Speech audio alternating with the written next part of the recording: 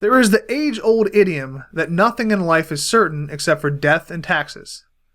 Well, in programming, there is one more certainty. You're going to make mistakes. Believe me, it is unavoidable. Even the most proficient programmers frequently make very basic mistakes, myself included. And as a beginner, you're going to make a whole lot of them. But what's important is that you're able to recognize, first, that you've made a mistake, second, what type of mistake you've made, and third, how you can go about correcting it. In programming, mistakes are referred to as errors. When those errors go unfixed and end up in our programs, we refer to them as software bugs. We then remove bugs during testing through a process known as debugging. Creative, right?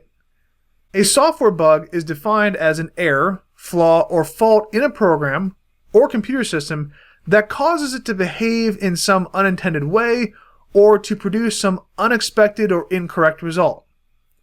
The two most common types of errors that you're likely to encounter are logic errors and syntax errors. Now, syntax errors occur when you violate the rules of a particular programming language.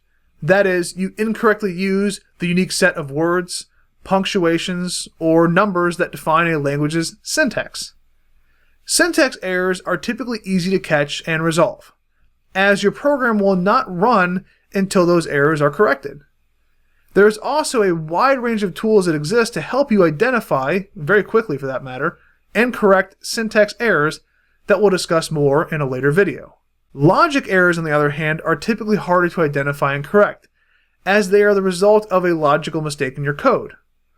With a logic error, your program may actually run and partially function.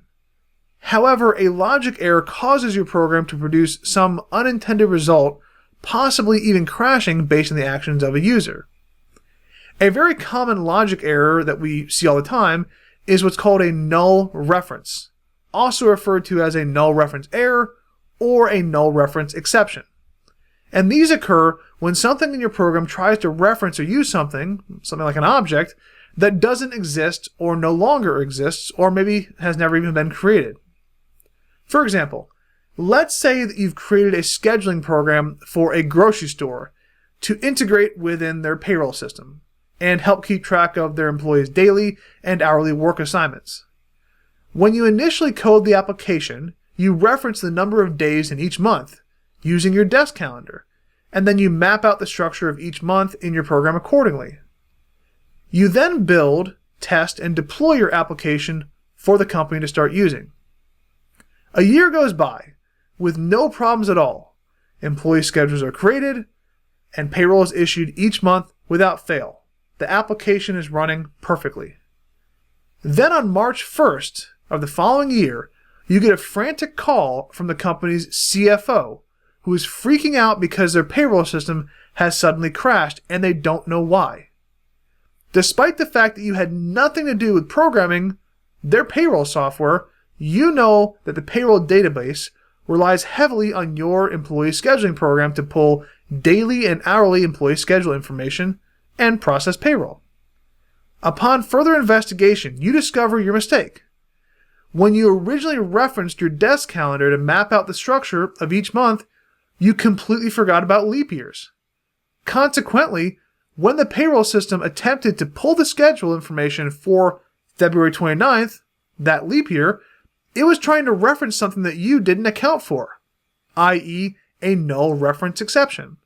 February 29th simply did not exist in your scheduling program because you forgot to code it into the structure for leap years.